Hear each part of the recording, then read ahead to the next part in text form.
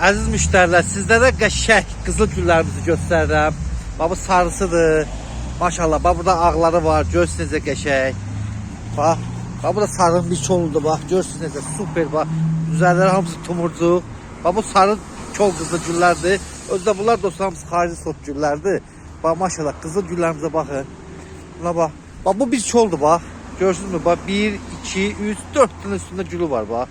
Maşallah ağ qızıl güllərimiz, sarı, qırmızı. Maşallah olsun. Super xrizantimalarımız dostlar. Multiflora. Papaytalar, ramaşkalar, iribaş xrizantimalar. Yəni bax, ramaşkaya baxın dostlar. Görürsünüz necə möhtəşəm. Yəqin ki bu oyunu hamı oynayıb da sevir, sevmir, sevir, sevmir. Bax qızıl güllərimiz burada da var ha dostlar. Möhtəşəm. Bax xarici sort geranlar. Bax görürsünüz günün böyüklüyünə baxırsınız.